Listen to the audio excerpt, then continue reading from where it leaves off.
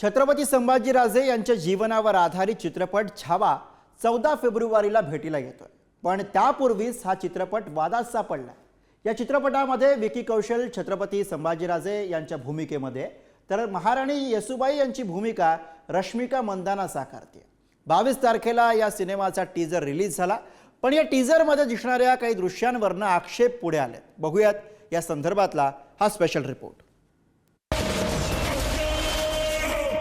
छत्रपति शिवाजी महाराज को शेर कहते हैं और शेर के बच्चे को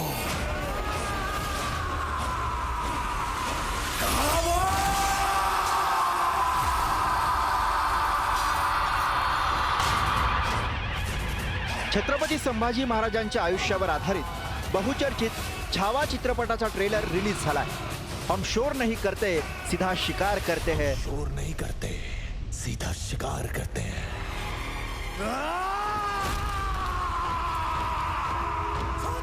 छत्रपति शिवाजी महाराज को शेर कहते हैं और शेर के बच्चे को छावा, असे एकापेक्षा एक भारदस्त संवाद, हर हर महादेव शिवगर्जना आणि अनेक दृश्य पाहताना अंगावर काटा येतो। पण दुसरीकडे याच ट्रेलर मधील एक गोष्ट शिवप्रेमींना खटकली आहे, ती म्हणजे छत्रपती संभाजी महाराजांसह महाराणी येसुबाईंचं एकत्र लेझिम नृत्य। त्यामुळे यावर मराठा क्रांती मोर्चाने आक्षेप घेतला असून पुण्यातील लाल महालासमोर आंदोलन करत निषेध केलाय। सेन्सॉर बोर्डाला आमची विनंती आहे की महापुरुषांवरचे जे काही चित्रपट आहेत त्या चित्रपटांची पहिली तपासणी केल्याशिवाय, इतिहास तज्ञांकडून तपासणी केल्याशिवाय या चित्रपटाचे ट्रीजर सुद्धा प्रदर्शित करू नयेत। आणि ते नाच गाणं जे दाखवलंय त्याला आमचा पूर्ण आक्षेप आहे। आणि फक्त 3 मिनिटाच्या ह्याच्यात नाच गाणं दाखवलंय, अजून जो चित्रपट आहे त्याच्यामध्ये नक्की यांनी काय काय क्षण, काय काय प्रसंग आणलेत हे आम्हाला माहिती नाहीत, ते समोर आले पाहिजेत। छावा चित्रपटातील लेझिम नृत्यावरून 2 मतप्रवाह पाहायला मिळतात। लेझिम हा आपला सांस्कृतिक ठेवा असून लेझिम खेळणं चूक नाही असं काहींचं मत आहे, तर छत्रपती संभाजी महाराज आणि महाराणी येसुबाईंचं लेझिम नृत्य ही इतिहासाची छेडछाड असल्याचं काहींनी म्हटलंय।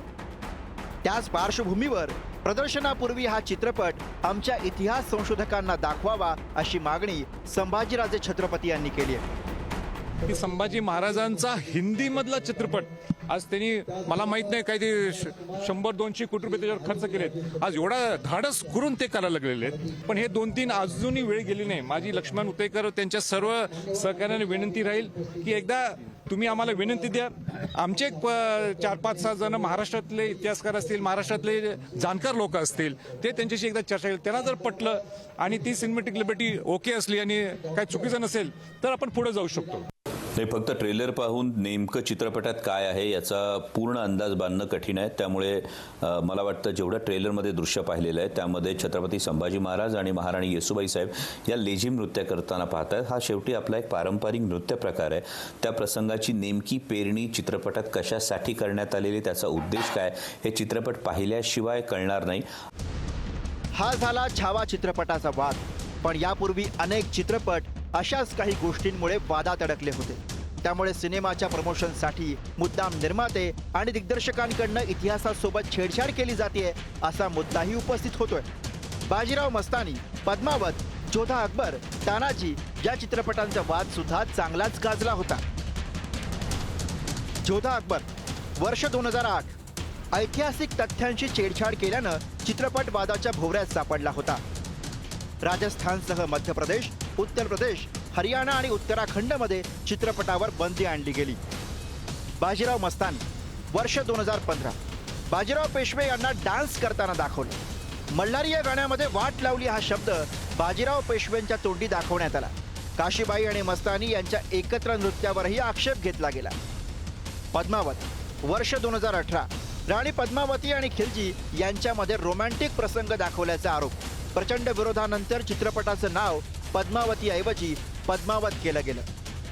तानाजी वर्ष 2020, चित्रपटाच्या काही दृश्यांसह तसंच संवादांवरती आक्षेप, व्यक्तिरेखा आणि ऐतिहासिक तथ्यांचा आपापसात मेळ नाही असा दावा केला गेला। छावा छत्रपती संभाजीराजे आणि येसुबाई यांना एकत्र नृत्य करताना दाखवल्यामुळे आक्षेप। चित्रपटांची बोंब आहे, हिंदी चित्रपटांची बोंब आहे। साऊथचे सिनेमे येतात. कुठले सिनेमे येत आहेत? पुष्पा 2, KGF 2 आणि देवरा, असे सगळे सिनेमे येतात. ते संघटना जे आहेत त्यांना मी हात जोडून विनंती करू इच्छितो की थोडंसं चित्रपट बघा तुम्ही, त्यावर व्यक्त व्हा. अगोदर एक लक्ष्मण उतेकर हा मराठी माणूस आहे आपला, तो एक करतोय, आपल्या राजाचा चित्रपट करतोय, आपल्या छत्रपतींचा चित्रपट करतोय. ते थोडंसं बघा आणि त्याला मान्यता द्या. आज छत्रपती संभाजी महाराजांवरती एवढा मोठा सिनेमा होतोय, ही खूप मोठी गोष्ट आहे. सो त्यांचे विचार, त्यांचं काम लोकांपर्यंत पोहोचायला मदत होईल. सो तो रिलीज पण तितकाच महत्वाचा आहे, हेही त्यांनी समजून घेतलं पाहिजे. सो क्रिएटिव्ह लिबर्टी आहेच. मला असं वाटतं की कुठलीही ऐतिहासिक कलाकृती साकारताना त्याला तथ्याचं बळ असलं पाहिजे. सो तो एक मुद्दा झालाच. तर त्यांनी हे का दाखवलंय, कसं दाखवलंय, आता सिनेमा बघितल्यावरच कळेल. गेल्या काही वर्षांपासून ऐतिहासिक चित्रपट सातत्यानं प्रेक्षकांच्या भेटीला येत आहेत. इतिहासाचं पुनरावलोकन हा जरी या चित्रपटांचा हेतू असला तरीही ऐतिहासिक सत्याशी ते प्रामाणिक असतातच असं नाही. सिनेमॅटिक लिबर्टीच्या नावाखाली चुकीचं दाखवलं जात असेल तर त्याला विरोध असणारच आहे. त्यामुळे चित्रपट हे समाजाच्या खूपच खोलवर पोहोचलेलं प्रभावी माध्यम आहे. त्याचा वापर अतिशय जबाबदारीनं व्हावा हीच अपेक्षा. ब्युरो रिपोर्ट, पुढारी न्यूज.